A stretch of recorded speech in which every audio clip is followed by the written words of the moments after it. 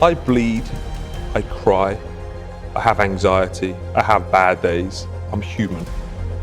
Yeah, I made my first money at 19, so... What did that change for you?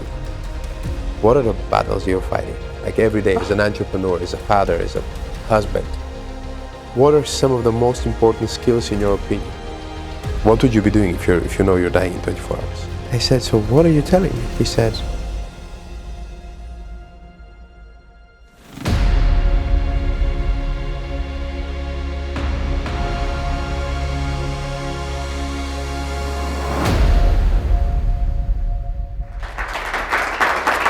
well, hello and welcome to another episode of Business Room. My name is Maksim Asenov and I'm so excited to be bringing some of the most interesting entrepreneurs and leaders from across the world. And obviously this is the first episode in English because I'm having my first international guest who is obviously English speaking. So he's an entrepreneur, a father, a very, very dynamic speaker, leader, and he just recently moved to Bulgaria or started a base in Bulgaria. It's going to be a very, very anticipated and interesting conversation. So I'm saying welcome to Elliot Wise. Thank you, Maxim. Thank you for having me. And the first thing we have to establish that Wise is your real name. It is my real name. We've had to prove it, so...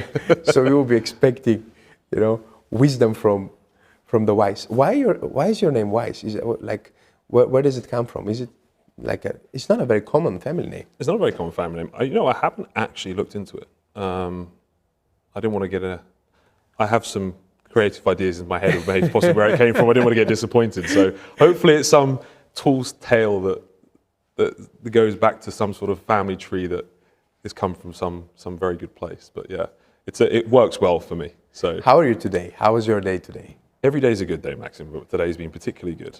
I've spent a lot of time with some great people. The sun's been shining, and I'm here with you. So I'm having a great time.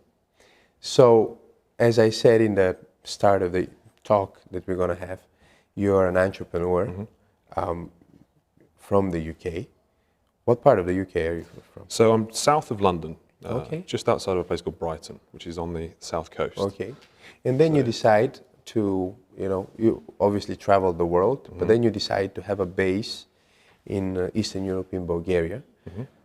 Why would you do that move? And then later on, I want to ask you so many questions about you're very interesting with your family, your children, and your business, and people that you are mentoring in e-commerce and other businesses. But tell me a little bit about yourself. What do I want to know about you as a person that sees you for the first time? Okay, so first and foremost, I always like to get this out of the way. I don't come from money, because a lot of people just assume that I'm someone that is potentially come from a wealthy background, and I come from very humble beginnings. I have the most amazing family, but not from a financial perspective. So I get that out of the way, because people always like to make that assumption. Because you look very rich. Okay, yeah. So I make a lot of effort with the way I look, and the way I dress, and the way I talk, and that's not come from my family. It's come from trial and effort. I come from very humble beginnings. I have a very supportive family, but it's quote unquote, I don't like the word self-made, but it's not come from a place of being born into it. I understand. I know that from doing a little bit of research, and you've come from a very difficult background. I haven't come from a difficult background, but I've come from one where I've had to make my way up. But I've been blessed with the opportunities I've been given. I don't regret anything. And I am someone that's always been extremely competitive. I love my life. I feel very blessed every single day. I fell in love with entrepreneurship very young. I started up a web design company at 13. Wow. So that was my first business. I've been very fortunate. I'm 32, nearly 33. And you and I have both, I know you're very similar age to me, a little bit younger, have lived through a period in which we saw the birth of the internet. We've seen the birth of the smartphone, the birth of social media, now AI. We've had everything that you could possibly ever want handed to us. And given my background and my competitive nature and my aspirations from a very young age, I saw that there was a huge opportunity for me. And this is something I want to talk to you a little about. Now I see the same in Bulgaria, which is another reason why I've come. At the age of 11, 12, I got my computer at home. I started playing around with the internet. So you were like the geek type of I was a guy. massive geek. I used to paint figurines. I don't know if anyone knows here, it was something called Warhammer. But I used to paint Warhammer figures, and I thought, well, I'm going to make a website to put my stuff on. This stuff. No way. Yeah. You know, you are the best looking geek I've ever met in my life. I promise you. You know, a geek, That comes from a place, I think, from being a geek, being slightly chubby as a kid. That can light a big fire in you. You get bullied, you get told you're not a certain way. I told I wasn't academic. But someone, like I think you and I probably both have the same trait, that lights a massive fire. And I love that I was that kid. Yeah. Because everybody that said I couldn't or that gave me a stick motivated me more. I'm so very thankful for all the people in my life that told me I couldn't do things. So at 13, you're this geek type of guy who gets interested by computers and technology. How does that develop into then starting a business? Okay, so one thing that I do have, my father was a manufacturer in the UK. Okay. He set up his own business with a business partner. And what that did, he wasn't particularly financially successful, but he showed me that there was another path other than just the 9-to-5 system, academic system. And I love that idea, that you could work for yourself and potentially make something bigger. I wasn't surrounded by wealth and I wasn't surrounded by other entrepreneurs, but my dad did that. And I saw that I didn't want to go down the path of paper rounds, delivering newspapers, and potentially the path that was laid out for me. And I thought, there's something about this internet thing and these websites that's going to be needed by every single business out there. At the time, I just thought it'd be a brochure for companies to show their wares. And I thought, you know what, I'm going to try and sell some to some businesses. So me being me, I decided to learn. I bought a book on C++ and CSS, which is the coding language for websites. Started reading those. Decided to build a website for my Warhammer, and then thought, right, I'm going to use that to try and sell to everyone I know, friends, parents of friends. So you taught yourself to code, basically. You read some books and then tried to implement and figure it out. And so that's how you learned to code. Yeah. Played around with it. It took me a very long time. And I struck lucky. I say lucky, you make your own luck. Yeah. A friend's parents decided they had a switch company, light switches, and they wanted to make a website for it. So I said, okay, I managed to sell one for £300. No, that's for a young guy, man. I thought I was the richest man on the planet, and it took me 6 months to build that thing. Wow. 6 months. That's a long time. That client is still a client today because I still have a web design company Wow. today. And bear in mind, that was me at 13, 20 years later. Wow. So yeah, that then transitioned very quickly into building more websites. I got an accountant. I started hiring people in my class to dedicate out certain tasks, coding, graphic design, animation.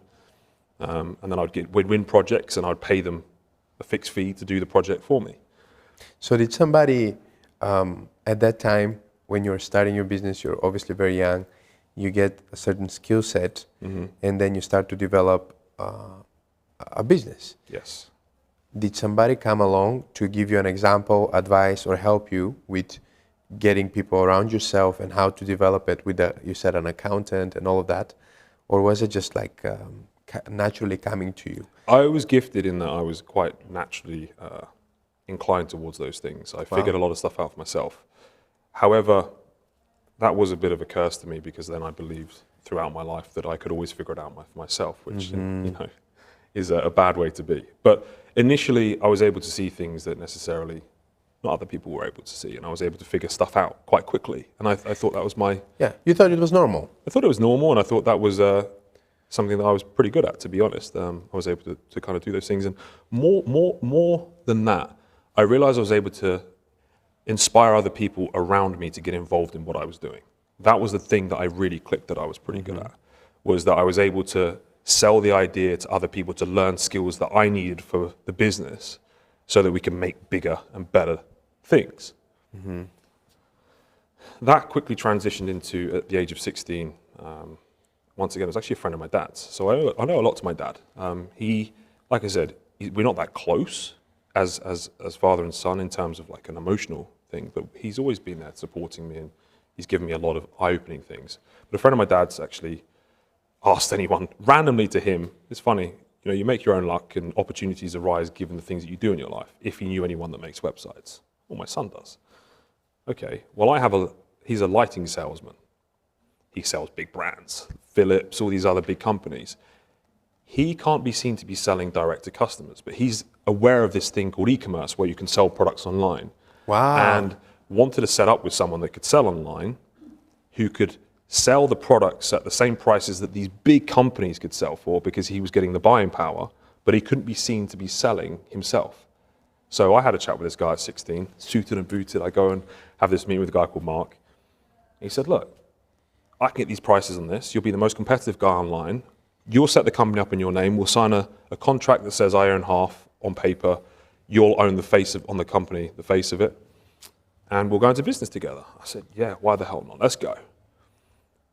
Next day, he turns up at my house, catalogs that big, full of products, and went, right, here's all the catalogs. Here's a disk with product images. We need to input every single product on every one of these catalogs onto your Zencart platform. They didn't have like spreadsheets and stuff to import products back then. It was manual. So phoned up my school friends. This was at my age of 16 between my summer holidays. Said, guys, summer holidays are over. Okay, we're implementing products. They said, what? I said, well, I'm going to pay you all for the summer. We're going to meet up at my friend Jamie's house, and we're going to just sit there typing in product information and uploading images and prices to the website, and then adding attributes, which are like colors and bold bottom types and everything else. And we've got about 25 to 30,000 to do. We'll divide it up into days and we'll split it out. Oh my goodness, that's a lot. We've done 6 weeks, 7 days a week. Wow. Sacrificed everything. This was the summer holidays before you go up to something called sixth form in the UK, which is college, which is 2 years before university. So everyone out's having fun. They've left secondary school. We're there. At the parties and everything, and you're working. We're working. I saw a bigger picture. Yeah. And to be fair to them, they worked really hard. But to my dismay, Mark, we're ready to go. Put the site live. First day goes by, no sales. Okay, what's going wrong? Week goes by, no sales. He's phoning me up because I'm telling him how great this thing is going to be. What am I doing wrong? Marketing. You've got to sell the thing. I just assumed, as a lot of people do, you can build a product and people will come. Yeah. So you could have the best product and the best service, but nobody knows. No one knows about it. So the most important thing, and I think you are probably the third person on this podcast that I've interviewed who says a version of the most important thing is marketing. Because you could have the best product or the best service, but if you're not getting it to the people, if you're not informing your potential customers, your customers of what you have, you're not selling because they don't know you exist. Attention is the oil of the 21st century.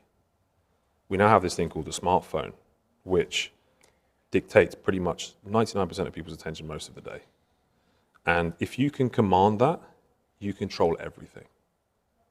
It's a very, very, very powerful tool. Now, if that's a business that you're trying to run, I use this analogy. You light yourself on fire. So if you're a businessman and you're trying to sell a product, light yourself on fire. Go in the street, set a match to yourself and put yourself on flames. Everyone's going to look at you. But no one buys from an idiot that sets himself on fire. But everyone looks at an idiot that sets himself on fire. Then you have to whip out a fire extinguisher, put yourself out dramatically, and then sell everyone the fire extinguisher. I love that. That's a great analogy. That's one-day marketing. But that's always been the case. It's just now we have tools to amplify that and put it out to the world. That's powerful. To many people, our stories sound like almost like a movie or a dream. I'm sitting here listening to you, and it's beautiful how your life has turned out. And many people would just discount us, as you said in the beginning. Number one, just for the way we look, right? Because they wouldn't imagine you looking the way you actually looked when you started, or me, for that matter.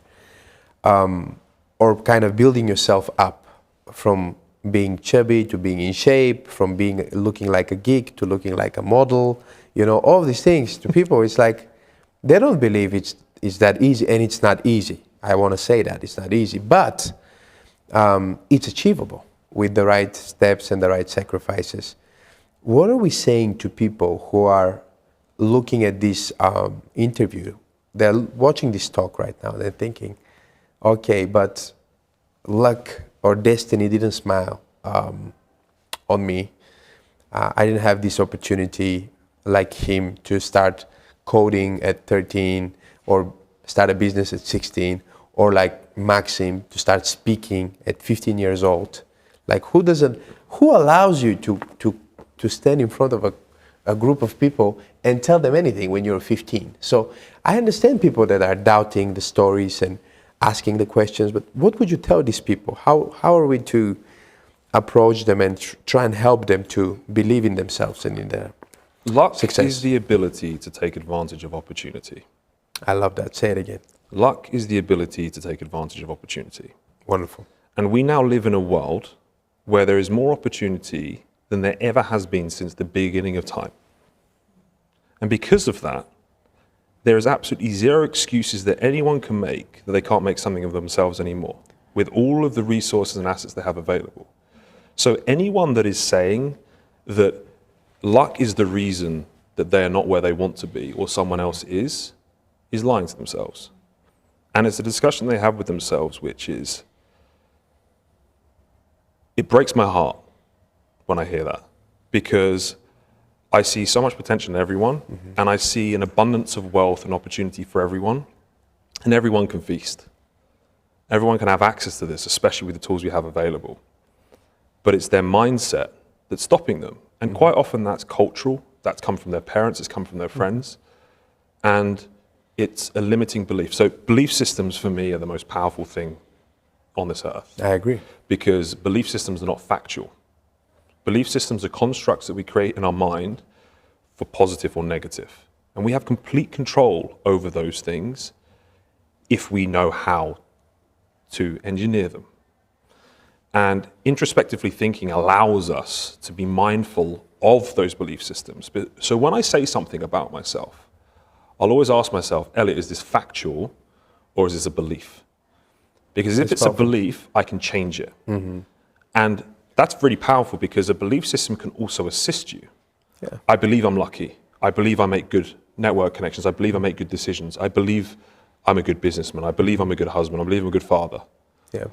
Or I believe things never go my way. I believe that I don't have the ability to do this. I believe I'm not an intellectual person. I believe that, I was born in the wrong time. Yeah. Where did they come from? Ask yourself that. Yeah. And if you can deconstruct why you're telling yourself you don't have those opportunities, and you actually sit there and ask yourself, is it that person that's actually got the advantage, or is it the fact that I'm making an excuse? And one other thing that I would like to just reiterate is, we're all born different. And to sit there judging yourself based on someone else is a massive mistake, because yes, some of us have some things luckier than others, but not everything. Some people are taller, some people are prettier, some people are smarter. We all have our attributes. So it's not to sit there and look at someone else and say that they have this and I don't have that. It's to look at them saying, I have this, I'm grateful for that, and what can I do with it? And go and take advantage of all the opportunities around you with that thing. I agree. I think that intuitively, many people also know that it will take massive sacrifices for them to become anything of value in this world. So what are the sacrifices that you had to make? Did you even have a childhood if you started coding at 13? Like, did you get to have your teenage life? Did you have to enjoy your life? So my parents got divorced when I was 9. I have a little brother who's 3 years younger. It wasn't a bad divorce, but... There is no good divorce as well. There's no good divorces, but I've seen worse divorces than mine. I'm grateful for everything that's happened in my life. And I'm grateful for how my parents dealt with a bad situation. So I always look at the positive sides of things, and I try not to purposely look for a victim mindset or something that enables me to think that this thing is worse than it could have been. And because of that, I've always been someone that likes to care for those that are around me. And my brother became almost like a son to me. He's a very different character to me. If he sat up here, he would be talking in a different accent to me. He's more of an English builder type, if you know what I mean. Tattoos everywhere, like a very different looking guy to me. What's the difference, age difference? 3 years. He's 3 years younger. most loyal, beautiful person on the planet. I love him to death. Joe, his name. And I've always been more of his carer. He came to me. Oh. And one thing that's always been a very odd dynamic for me is that he put his trust in me over our parents. Now imagine this. You're a 13-year-old boy. I'll say boy because you're not adult at that point. And your 10-year-old brother comes to you and he's involved in some pretty dodgy things. You know, he had some bad friends even at that age. And he tells you something. So where you were growing up, sorry Yeah. that I Please interject as much as you want. when you were growing up, where were you growing up? Like, what's your neighborhood? Is it like a I was in a middle council class? house. Is it like No. a dangerous place? Is it like a ghetto type? Is it like, give me a vibe of it. So it's a council It's house. poor people, council house? Council house. So Okay. that's basically government owned. No. I live with my mum. Yeah. So it's funded by the government. Yeah. My dad lived in another Yeah. city. I lived with my mum, and it was, you know, pretty crappy house, but it was okay. It was I warm. understand. Yeah. No, living in a council house, and then your parents are separated, and then your brother is looking at you almost like a father figure in his life. Yeah. And then he gets involved into some dodgy things. Yeah. You want to say a little more about it? Like what direction was it going? Was it going to drugs, or was it going? It was down to people that were trying to push him onto drugs, women that were bad influences on him. You know, I was worried about him getting a woman pregnant at that age. That's the kind of thing that happens. Yeah, petrified. He was ended up getting beaten up often. I was going to pick him up from wherever he was. I was having fights on his behalf. You know, this was at school when we were out and about. And yeah, that was quite a big thing to swallow. And also, he would come to you with something like that in confidence and would say, please don't tell our parents. So I had to make a decision at that point, as a 13-year-old kid, do I betray his trust and tell my parents because I feel like they should probably help me with this situation? But then he would never tell me about any of these things again. And I was met with those decisions at that age, which matures you pretty bloody quickly. It's humbling when you have those decisions faced in front of you. Those decisions, most people make them when they become parents at the age of 30 or 25, whatever. So you're a 13-year-old that has to make these choices. So what was your, how are you battling this? How are you dealing with that? I was able to fix it most of the time, myself.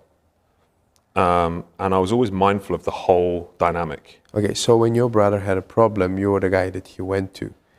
Yeah. Who was the guy that you would, did you have a guy that you go to when you needed help or anything? What would you do? I've never had anyone. Yeah. Still to this day, don't really feel like I have anyone. And that's something that fuels me in a big way. I like the fact that I am the safety net of last resort because that means that I can't fail. And when you can't fail, you don't. Simply. There is no option but to succeed because if you don't, you let everybody down. I now hire a lot of people. I feed a lot of mouths through the work that I do. I care for my family, a lot of them. I would say that that's one of the biggest differences that I've seen between people who are successful in the long run and people who are successful just for a season. Most people who are successful just for like an episode of their life or have a little success are usually people that have options. So they have a person to call to, they have, somebody to help them. And the people that are, warrior types like yourself and myself, you don't have, if you have a problem, you don't have a person that you could call. At some point, you can even have a network of powerful people that could help you, but still, it's your instinct that you're going to deal with that. Is that a blessing or a curse? It's a blessing. Why? I like it that way. Okay. I don't trust anyone more than I trust myself. I inspire a lot of confidence internally because I've never let myself down. Every promise I've made to myself, whether that be I'm going to go for the run at 4 a.m. in the morning, I will never let myself down on because inner confidence comes from never ever letting yourself down. So you have to be very careful what promises you make to yourself because if you make a pattern of letting yourself down subconsciously, you don't trust yourself. And if you can't trust yourself, you can't trust anyone. And I'll always trust myself above anyone else because I will always, always, always do what's required to make sure that those that I love are okay. Period. And I like it that way because I know that if I'm the safety net of last resort, I never have that option to rely on someone else and will never be weakened to that. It's a very uncomfortable place to be, but discomfort often is what's required to do great things. No, I agree with you, and I feel the same way in many ways. Yet at the same time, I'm thinking, are you battling with like any fear? And what would the fear that you're fighting with sound like? Maxim, I wake up petrified every day. People ask me like this, are you scared by things? I'm scared shitless. What scares you? Yeah, but that's good to know, because when people listen to guys like us, they begin to think either he's a lunatic or he's too into himself or he believes himself too much.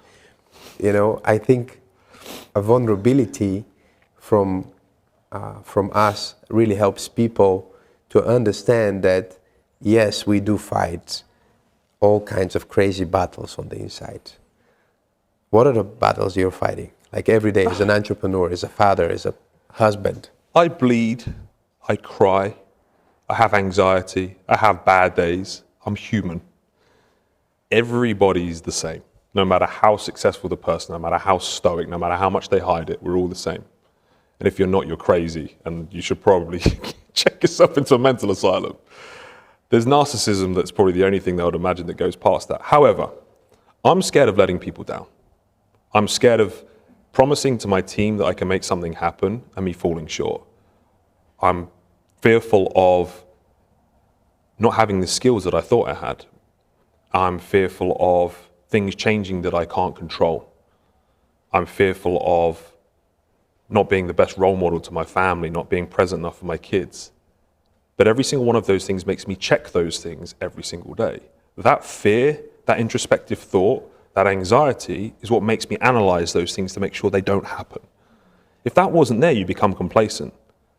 You might become slack on those things, and those things are much more likely to happen. So I use them as positive pressure. Stress is not a negative construct. Stress is only what we perceive it to be. Everything is a belief system. I love that stress. I love that anxiety. I love that pressure. Do I also fear it? Yes. Is it uncomfortable? Yes. Is it for everyone? No. What's the most common fear you have? Living a life and falling short of what I know I'm capable of. I understand. That's an easy one. I had a dream once.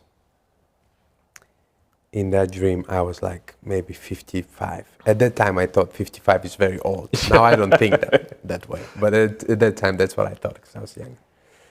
And in that dream, I was like 55 or maybe even going to 60, whatever. And I was just at a random place, and somebody was asking me, could we take a photo? And in my head, I thought they want to take a photo with me. But they actually wanted me to take their photo. And I realized that I'm just some, normal Joe on the street. I was taking a picture of these people.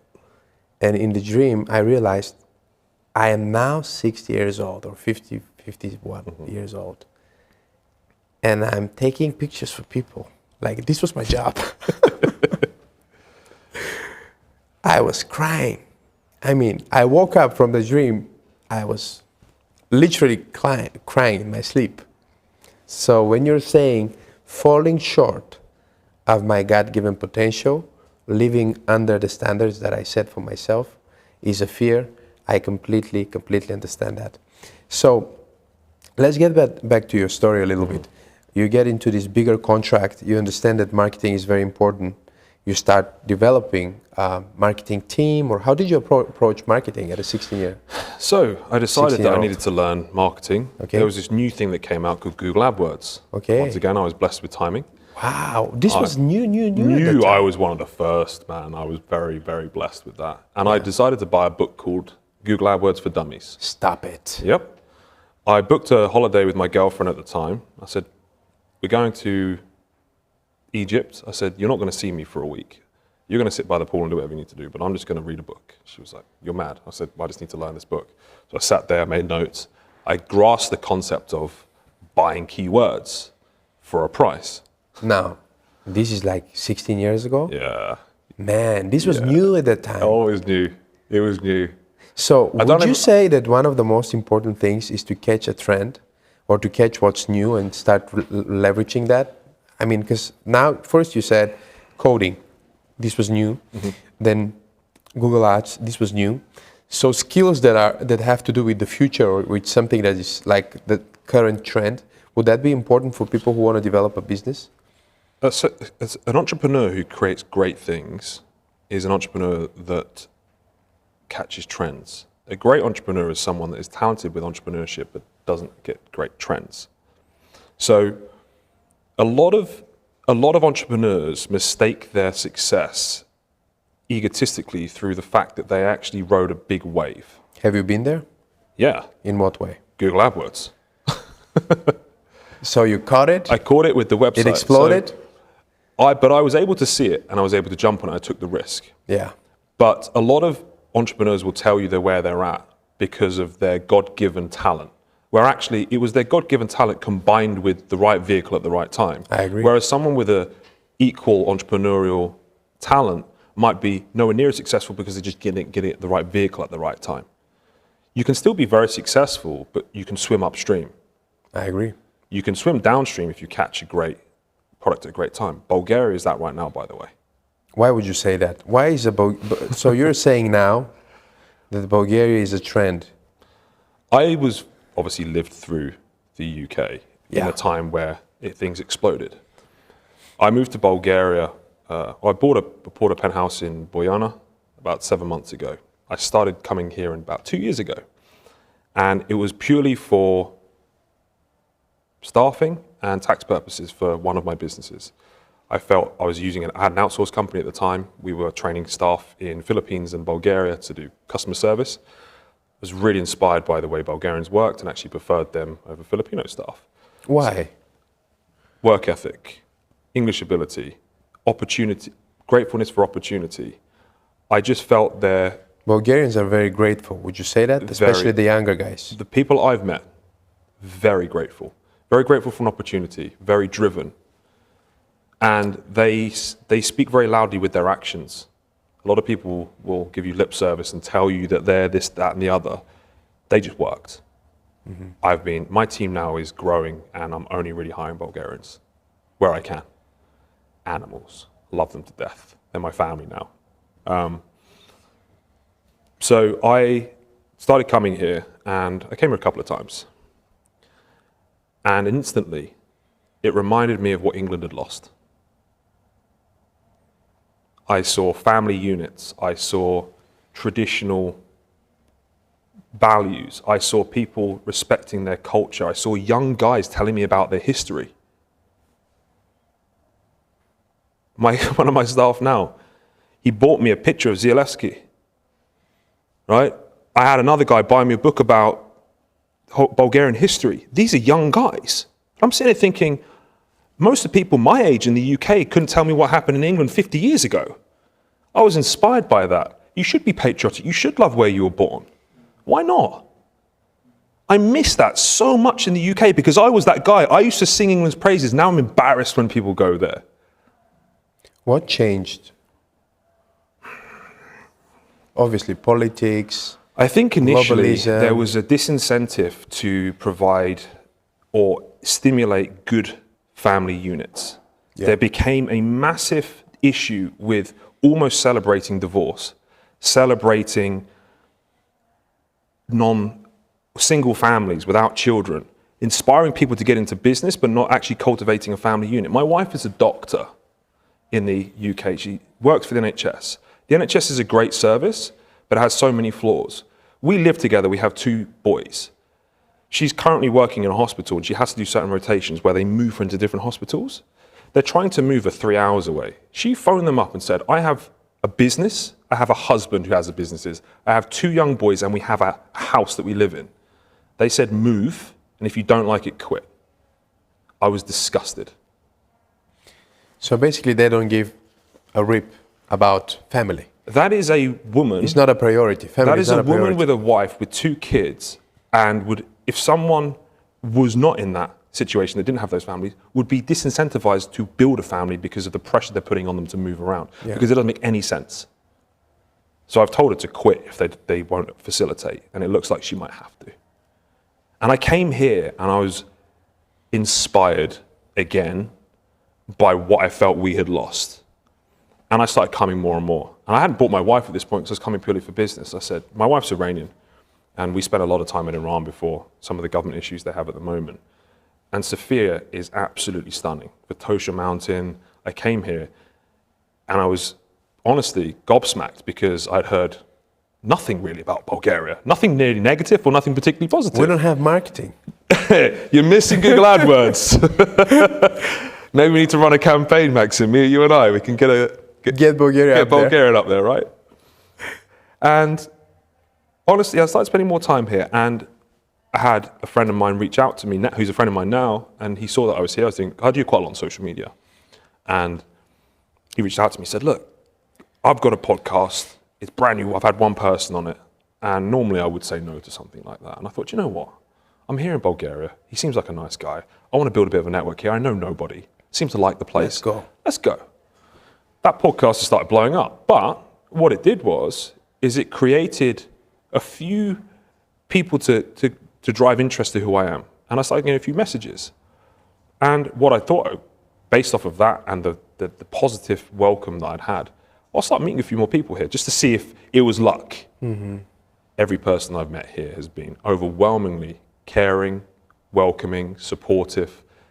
Everyone brings you a gift, which is something that I've lost. One thing my mum has drilled into me from a very early age is when you go to someone's house, someone's meeting, you bring them a gift.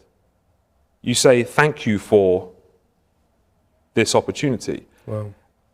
And I realized that's been completely lost in the UK. And like I said, I saw all these things and I thought, do you know what? I feel more at home in a country I've spent a couple of weeks in than I do in my own country I've spent my entire life in. And like I said, it started with the family unit deconstruction. There then has been a massive change in politics. There's been a disincentive for business owners. There seems to be a massive move to create a very weak populace of men. Mm-hmm. COVID showed us that when I was absolutely mortified that we were told to do certain things and no one at least questioned things.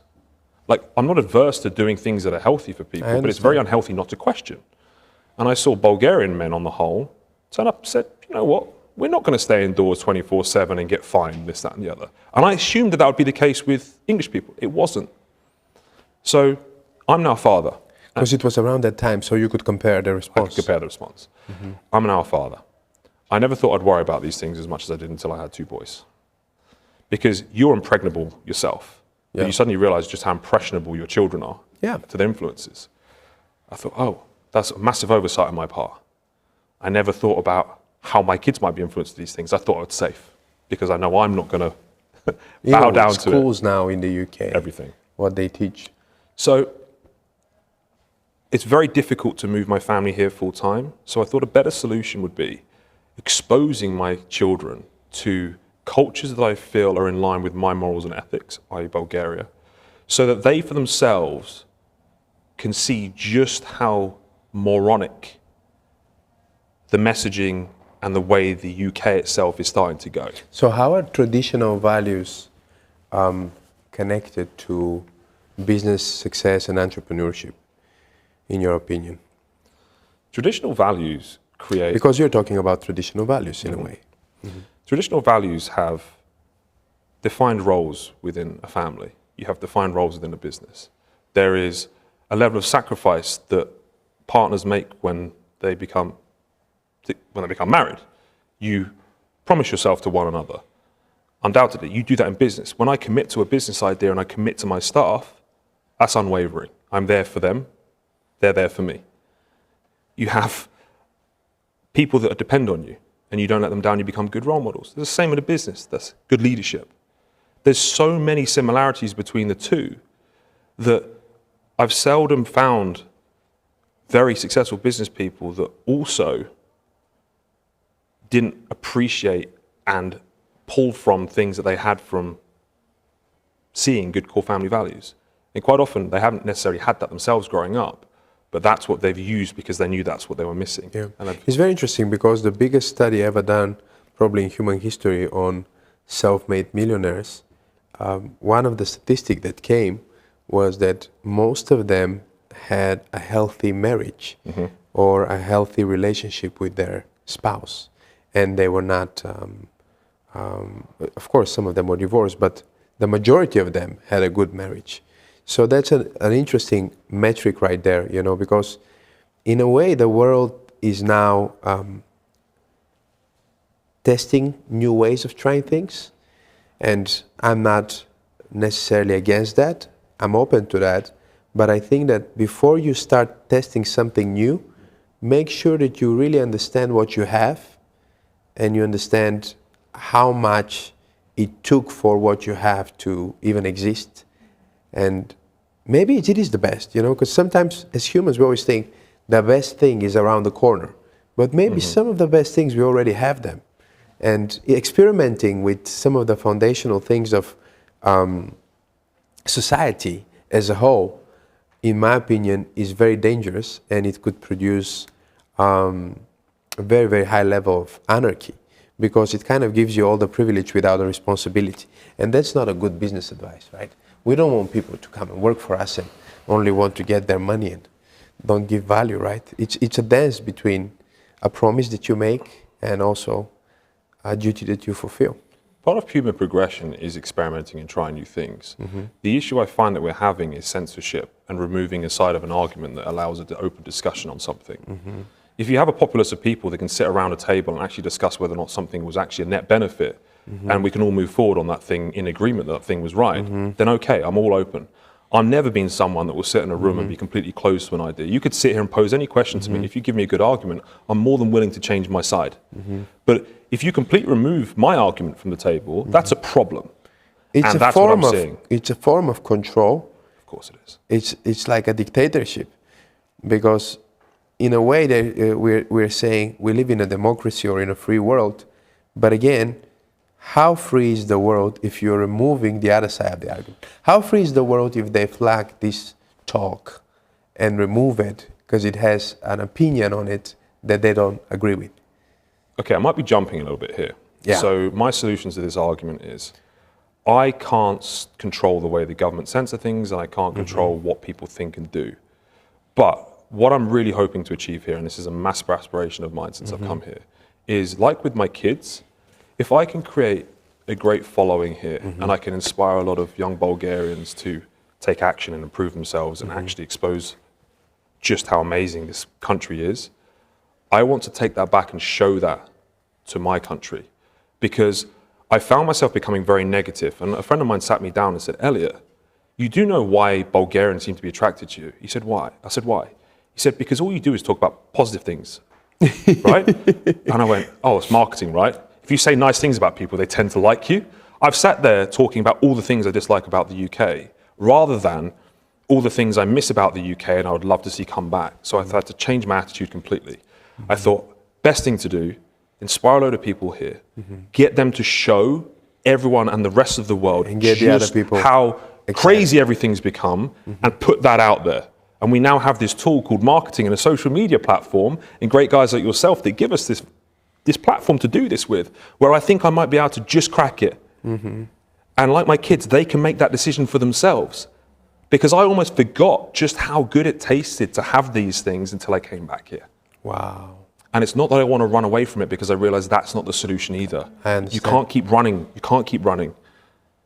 You have to stand and fight at some point. So what is the solution? It's exposing people and giving the other side of the argument. And if that loses, so be it, I was wrong. But at least I've showed the other side of the argument, and I've reminded people what they've lost. That's powerful. So before we're moving towards a conclusion, time is flying, but sorry. I want to ask you about the stages. So 13, 16, you're going from coding, Google Ads. What's next? So lighting business kicks off. Okay. We're flying. Okay. I'm 17, 18 years old. So when are you making your first million? 19. At 19? 19. You become a millionaire at 19. 19. Congratulations. Thank you. That's nice. Yeah, I made my first million at 19. So what did that change for you? nothing. Absolutely nothing.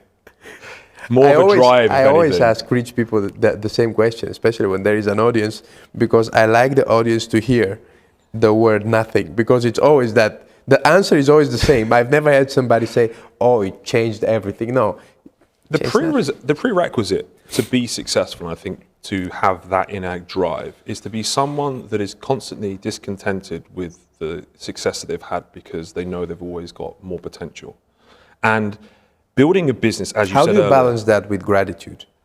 That's the question that I like to pose in my conversations with people like yourself, because almost every successful person that ever sat in the chair you're sitting in, and almost every successful person I ever talked to in my whole entire life says it's very important that you don't stop. It's very important that you don't feel like, okay, it's enough, it's settled. How do you then balance that with gratitude? Because to me, it's very important, you know. Acceptance. Acceptance. I accept the fact that I am built this way. Okay. And it's a prerequisite to become great at something. Okay. You have to be able to wake up every day fearful. You have to wake up every day with anxiety, push through levels of sacrifice that are not rational, that anyone else with a rational brain would quit at, because you're so discontented with where you're at and you know you've got so much more potential. Yeah. And it's completely okay for the people who are not that way. Completely okay. Because that's important. If I ask this, well, I often say to people, most people on the planet wouldn't want my life. Yeah. From an outside perspective, they might see my social media, might see the way I live my life, think that it's amazing. Very few people would trade theirs for mine. I agree. They'd walk a mile in my shoes and give them back very quickly. But having that acceptance... My opinion, they wouldn't last like 50 meters. No. No, I'm serious. Because people think, oh, this is so easy. But it's not. Nothing is easy. Nothing that ever meant something is easy. Acceptance is extremely powerful. When you accept you're a certain way, it takes away the opportunity, because as you said earlier, opportunity is a very, very dangerous thing, because it enables you to become confused and discontented or unhappy with something that you may be doing. When you accept something, that is the only way. So that is the way I am. I'm grateful for that because it's enabling me to achieve positive things. With that, that is my long-term vision. I accept that for the rest of my life, that is the way I'm going to be, but that doesn't mean that I'm not going to be happy or proud of what I'm achieving. Okay. That's very different. I can be proud of what I'm achieving, knowing that I've still got a lot more to give. Now, the question I ask is, if I were to die today, would I be unhappy with the decisions I've made, the ethics and morals that I've pursued, and who I am as a person? And if the answer is no, I wouldn't be unhappy. I'm living my life in accordance with my morals and the way I want to be. So the question I wrote when I was going to sit here for the interview, I wrote only one question, okay? And it was, if you only had 24 hours to live. This is the only thing I wrote up there, and I didn't ask you. But now you're saying, if I'm dying, what would you be doing if you know you're dying in 24 hours? I'd spend it with my family. I wouldn't do anything different. I'd spend it with my loved ones. I'd be happy with the person I am today because I've done everything that I possibly can to get to where I'm trying to go.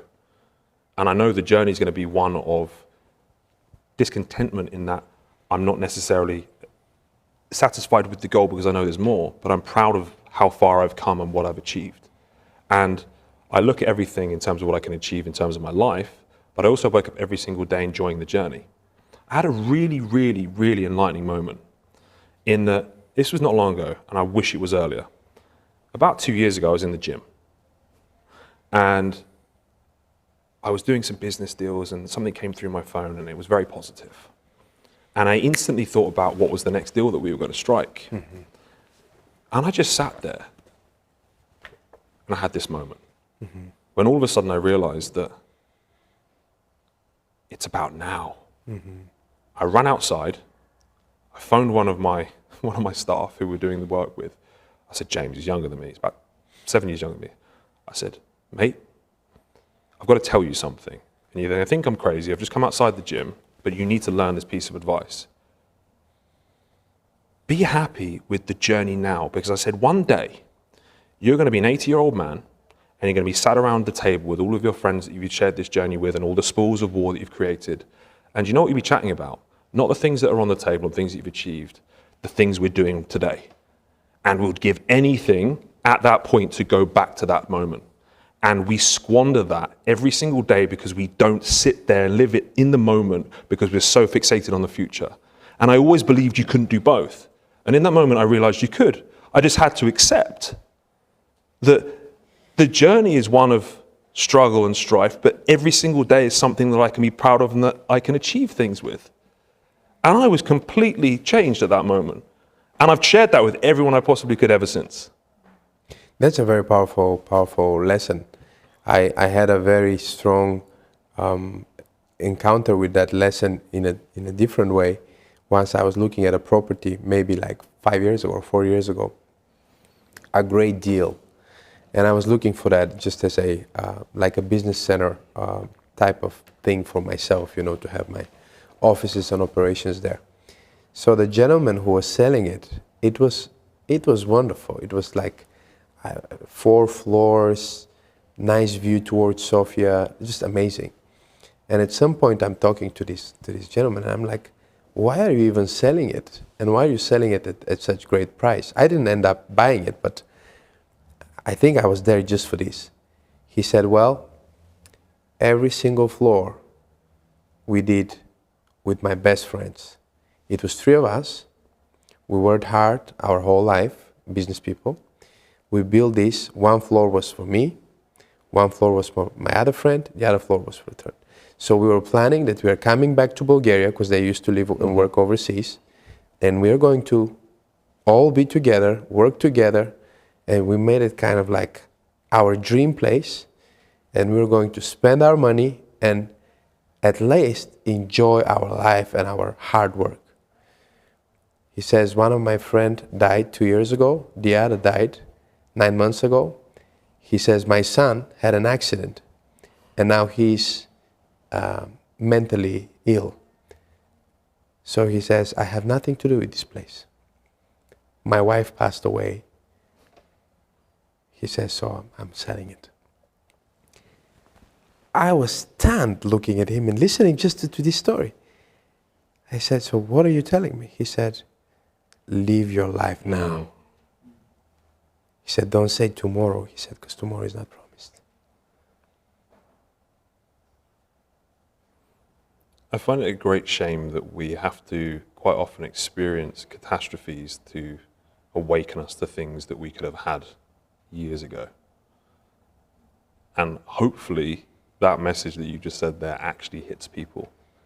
It won't for a lot of people, and it will take something bad happening to them for them to realize. But I do truly hope that a lot of people can actually realize that living in today, every second that you're given is an amazing opportunity. That's why if anyone asks me how my day is, every day is a good day.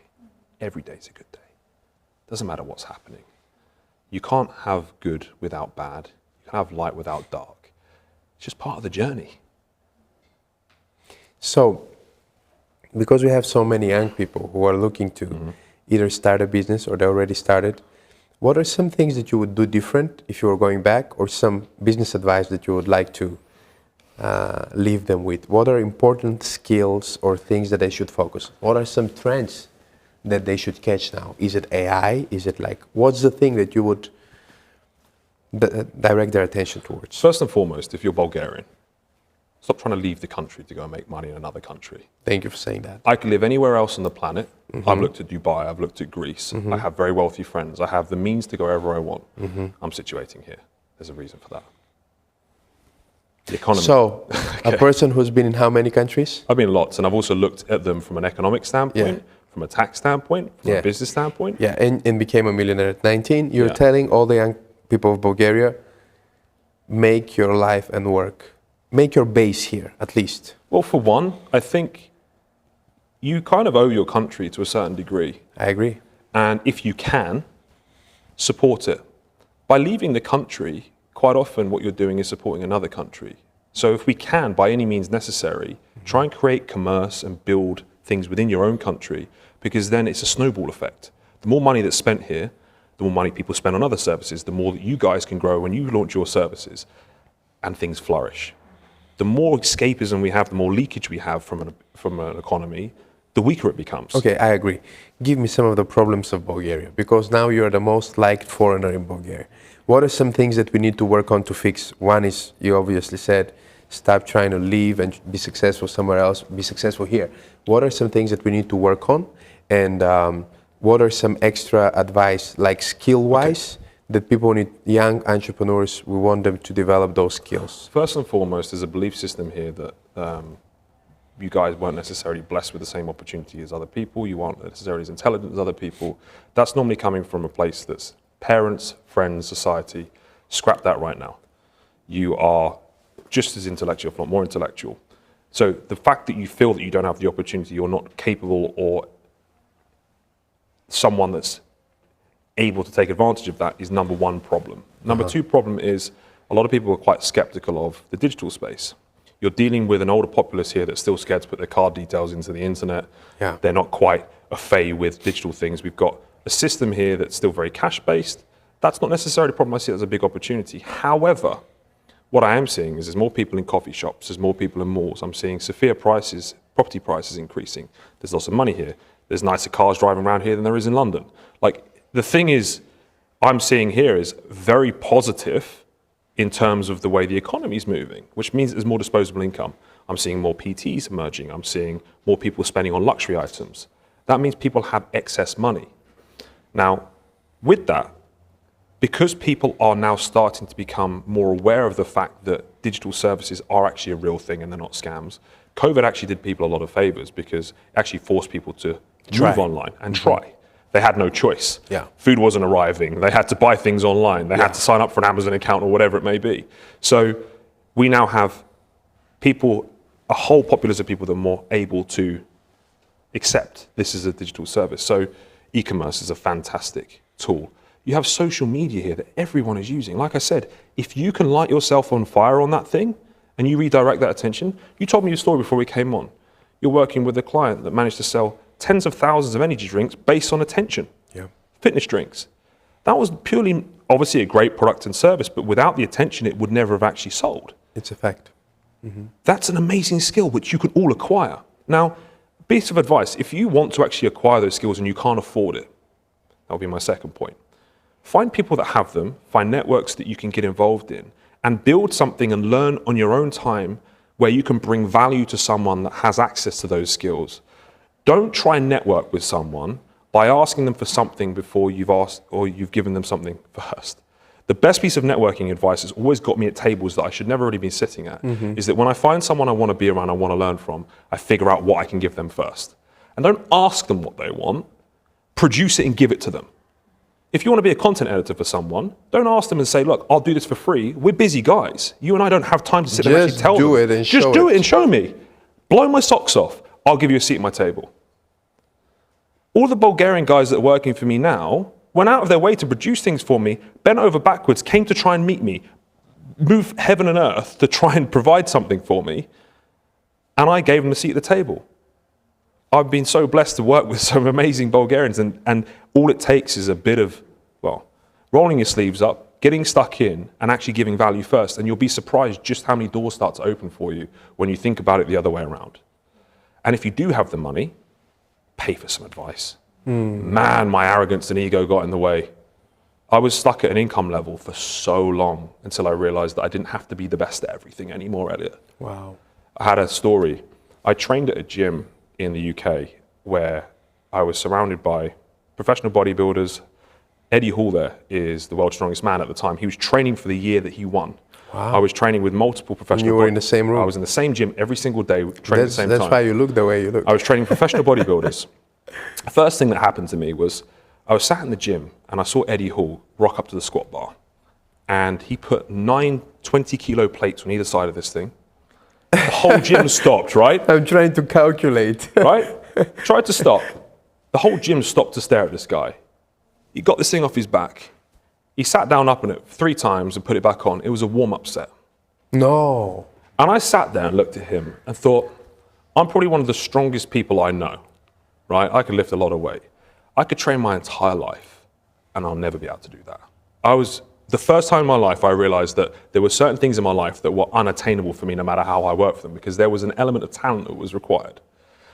And then I was training with another guy called Sasan Harati. He's a very good friend of mine. He's an Iranian bodybuilder. Incredible. He was competing at one of the top shows in America, and I was training with him every day. And I know for a fact, because I'm very good friends with him, he ate worse than me, he wasn't as strong as me, and he didn't have to do what I did to grow. He just got into his underpants and was posing ready for, this is what bodybuilders do, by the way, got in his underpants, was in the mirror, and I just sat there and looked at him and thought, no matter what I do, I will never be able to be as big and conditioned as this guy, this God-given talent. And I had this moment of relief because I had this pent-up thing inside of me where I felt that I always had to be the best because I could. And when I accepted the fact that I wasn't always going to be the best, I was actually opening up myself then to get advice from people. That's what it took to realize that actually these people just destroyed me in every area of their talent. And I opened up and thought, it's okay, Elliot. You don't have to be the best at everything. Start asking for advice. Now, I probably ask for too much advice. I hire mentors for this.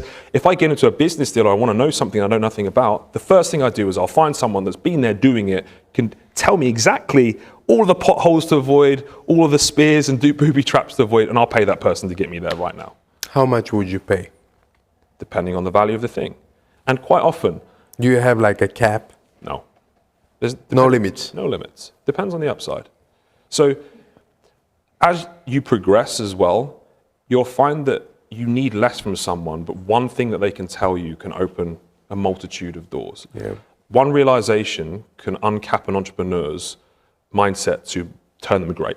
Yeah. It can be the difference between a 7 and 8 figure businessman or an 8 or 9 figure businessman just hearing one thing at the right time. And how much is that worth to someone? And I've seen that in coaching, in my coaching practice and being coached by mentors myself, that one session could be 3, 4, 5 years of your life, you know, just within a few sentences and a few... It could be something that you'll never figure out on your own. I agree. That's happened to me a fair few times. So, get mentored, be action-oriented. Very. Look at the right skills. What are some of the most important skills in your opinion? It's so interesting. I'm just continuing, but it's good for people to hear that. Understand the fundamentals of psychology. Okay, psychology. Psychology. I love that. Human beings, pretty much since the beginning of time, act in a certain way. Yeah. So people respond, and as much as I hate it, people will respond to the way you look. Yeah. They'll respond to the things that of course, you say, how you say them, the watch that you wear, the car that you Yeah. drive. Now, everyone takes the mick out of people online that still promote flashy cars and nice watches or pretty females to promote their product and service. There's a reason they still work, because psychology and human psychology hasn't caught up with the technology that we're using. So even if you can't keep up with the latest trends, because AI is a huge thing, which by the way, everyone should get on. Social media is changing at a rate of knots. The algorithm changes left, right, and center. There's a multitude of things that you're being told to learn. Mm-hmm. If you master the one thing that never changes, which is how people think and act and how to influence them, all you need to do is just understand the tool at the time to be able to get that same result. So that's a timeless way to make sure that you always succeed in business, is to understand the fundamental psychology of human beings and how they act, how to catch fire in any technology. And that's the skill. And that way, when you understand that, you can just look at that platform and say, okay, how do I get that response knowing that this is how someone reacts using this tool? And how do I amplify that? So it doesn't matter what social, that's why I'm not scared of new social media. I'm not adverse to new technologies coming out, because I know that humans aren't changing anytime soon. The technology will, and I'll just adapt to that. That's very powerful. We have a closing tradition in this context where I give you one word. It's kind of a game of associations. Mm-hmm. So I say a word, okay, and you say the first word that comes to mind. I say one word, and then you say the first word that comes to your mind. You ready? I'm ready. So for example, if I say joy. Pain. That's interesting. I think you got it. Pain. Happiness. Friendship. Failure. Business. Fun. Success. Life. Money. Tool. Mentor.